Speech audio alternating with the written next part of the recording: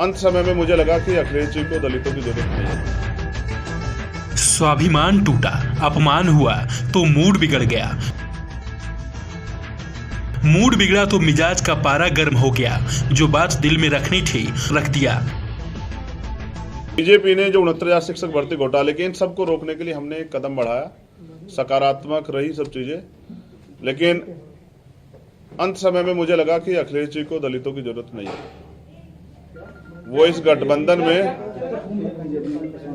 गठबंधन में दलित नेताओं को, दलित लीडरशिप को नहीं चाहते। वो चाहते हैं कि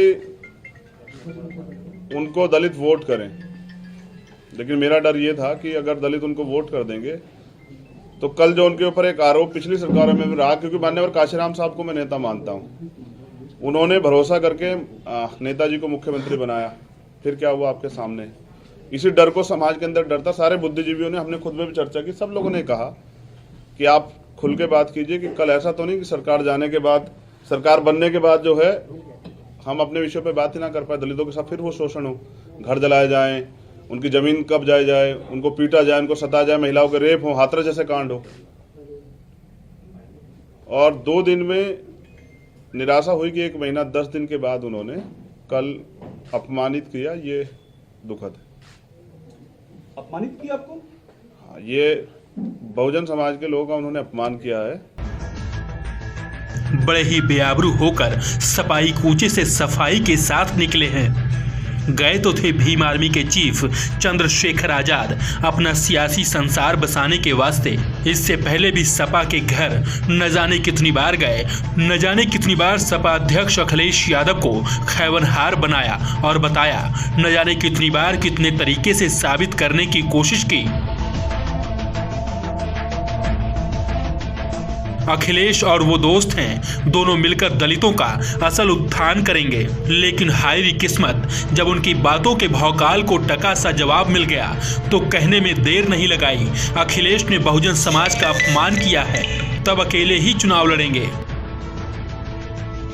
मुझे ये भरोसा था कि वो भी 85% बहुजन समाज के लोगों को इकट्ठा करने का प्रयास करेंगे, क्योंकि हम सब लोग भाजपा को रोकने का प्रयास कर रहे थे। मैं समय तक यहाँ पीठ के दर्द के बाद भी 2 दिन से हूँ कि किसी तरह से बात सकारात्मक हो जाए, लेकिन कल आने के बाद उन्होंने कहा था कि मैं शाम तक बताता हूँ, उनका जवाब अभी तक नहीं है। तो मैं समझता हूँ कि वो इस गठबंधन में दलित समाज के लोगों को नहीं चाहते, जबकि बड़े पैमाने पर हमारे साथी जो हैं, जो कार्यकर्ता, जिनकी वजह से आज चंद्रशेखर यहाँ बैठे हैं, भीम आर्मी आजाद समाज पार्टी के, उनकी ये मन था कि वो बीजेपी को रोकने के लिए इस गठबंधन का हिस्सा बने। मैंने कल ट्वीट भी किया था, आप सब लोगों ने अपने मीडिया के माध्यम से चलाया, तो मैंने कहा था कि आप अगवा हैं, आपकी जिम्मेदारी है।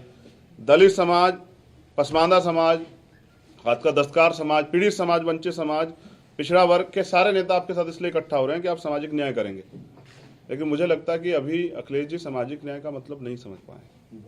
सामाजिक न्याय कहने से नहीं होता है। हम काशीराम साहब को मानने वाले लोग, जिसकी इतनी संख्या बारी, उसकी इतनी हिस्सेदारी की बात करते हैं, तो 25-25% दलितों की हिस्सेदारी ये है कि वो उनको गठबंधन में नहीं रखना चाहते हैं। दर्द जब भीम आर्मी चीफ चंद्रशेखर आजाद के दिल से छलका तो उसके परिणाम आने की संभावना से आहत अखिलेश ने अपने राजनीतिक मूल्यों से मूल्यांकन कर दिया। जो चंद्रशेखर जी से बात हुई, उस समय उन्होंने सीटें मांगी थी। मैंने कहा कि मैं 2 सीटें दे पाऊंगा।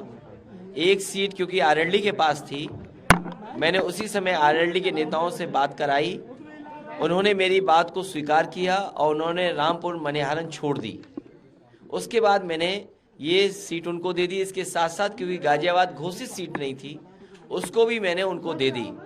लेकिन उनके संगठन के बीच जो बातचीत हुई, उसके बाद उन्होंने कहा कि मैं चुनाव नहीं लड़ सकता, संगठन मुझसे नाराज़ है, इतनी सीटों में संगठन संतुष्ट नहीं है।